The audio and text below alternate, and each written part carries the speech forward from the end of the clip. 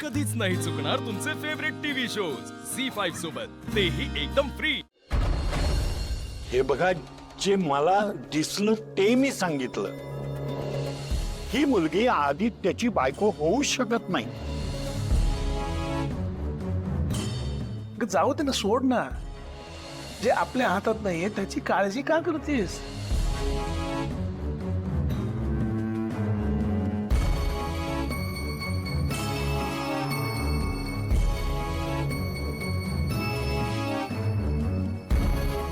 गुरुजी अनुष्कासाठी नाही म्हणत असताना अनुष्काचा आदित्य सोबत लग्न करण्याचा मी घेतलेला निर्णय योग्य आहे ना? काहीच सुचत नाहीये। माझं मन मी घेतलेल्या निर्णयाने आनंदी का नाहीये?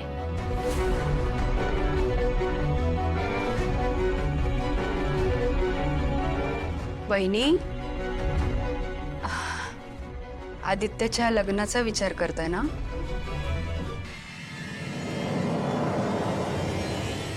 गुरुजींनी जे काही सांगितलं ते ऐकून टेन्शन आलंय ना तुम्हाला? मी समजू शकते हा। मला पण या घराची खूप काळजी वाटते खरं।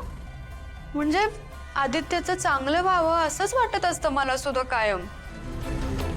पण तुम्हाला खरं सांगू का, गुरुजींनी जे काही सांगितलं म्हणजे अनुष्काला नकार दिला हे ऐकून मला फार वाईट वाटतंय खरं।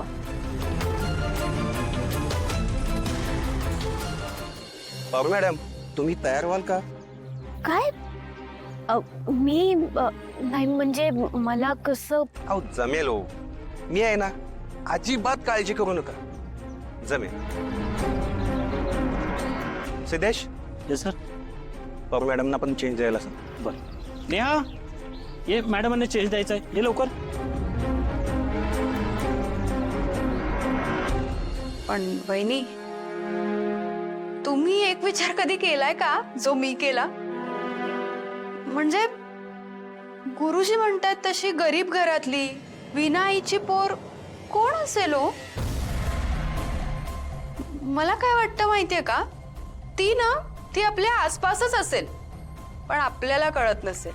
म्हणजे बघा ना, गुरुजींनी सांगितलेली तशी गरीब घरातली आणि बिन आईची पोर म्हणजे पारू तर नसेल?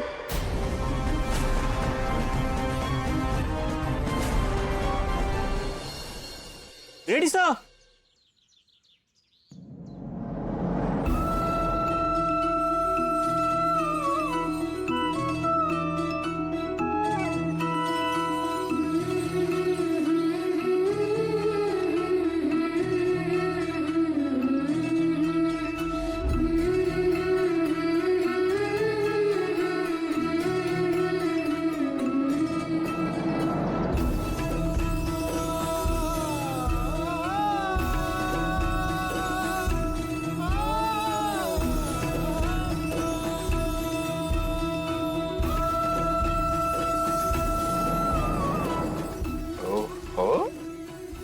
काय? किती उशीर गेलास? रेडी आहोत आपण। आता मी तुम्हाला सीन समजावून सांगतो। पारू मॅडम, तुम्हाला ना आदित्य सरांच्यावरती चिडायचंय, राग व्यक्त करायचाय।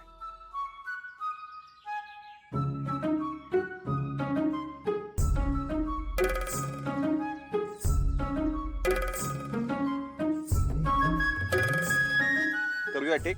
हाँ, पारू पण रेडी आहे। गुड। रेडी? रेडी आहेस का? आदित्य सर, बरं तू करशील, डोंट वरी।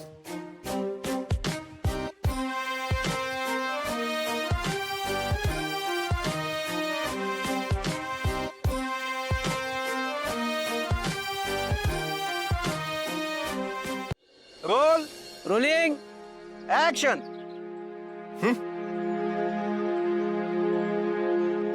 तुम्ही खोटं का बोललात माझ्याशी?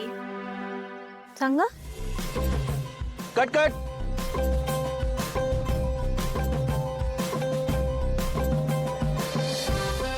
नाही नाही, हे बघा पारू मॅडम, हे कॅरेक्टर असं नाही आहे। तुम्हाला आदित्य सरांच्यावरती चिडायचं आहे, राग व्यक्त करायचा आहे. तुम्ही एक काम करा, असं समजा की हा तुमचा नवरा आहे, समजायचा आहे,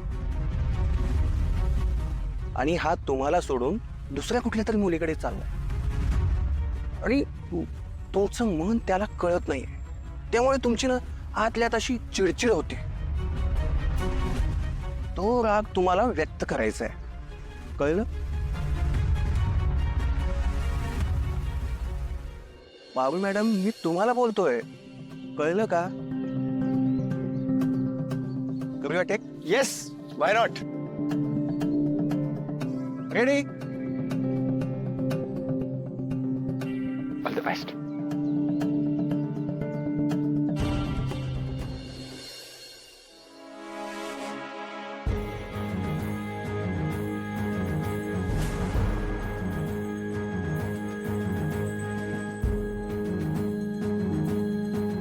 आपल्याला किती अक्कल नाहीये हे सतत दाखवायची इतकी घाई का असते तुला? उगाच तोंडाला येईल ते बोलू नकोस आणि माझ्या रागाचा अंत बघू नकोस. इथे माझ्या मुलाचा किर्लोस्कर ग्रुप ऑफ कंपनीजच्या सीईओच्या लग्नाचा विषय आहे. तू पारूचं नाव सुचवूच कसं शकतेस? हिम्मतच कशी झाली तुझी?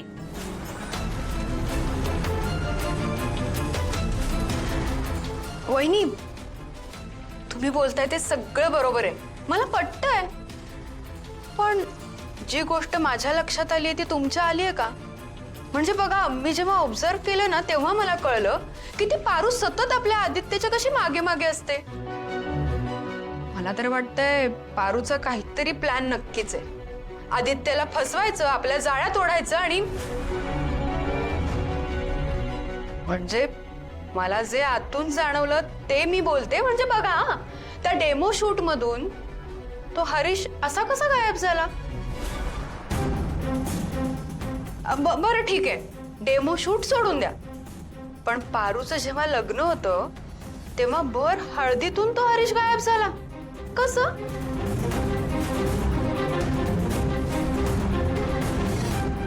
मला तर वाटतंय पारूने हे सगळं ना मुद्दाम केलंय, मला खात्री आहे. नाही म्हणजे मला जाणवलं म्हणून मी बोलले. दामिनी, आदित्य आणि अनुष्काचं लग्न ठरलंय आणि हा माझा निर्णय आहे. त्यामुळे उगाच काहीतरी वावड्या उठवू नकोस, कळलं? बहिणी, मला जे आतून जाणवलं ते मी बोलून दाखवलं. जर यातलं काहीही खोटं निघालं ना तर माझं तोंड काळं करा. बाकी तुम्ही हुशार आहात, अहिल्यादेवी किर्लोस्कर आहात. तुम्ही जे कराल ते योग्यच असेल, खात्री आहे मला. येते.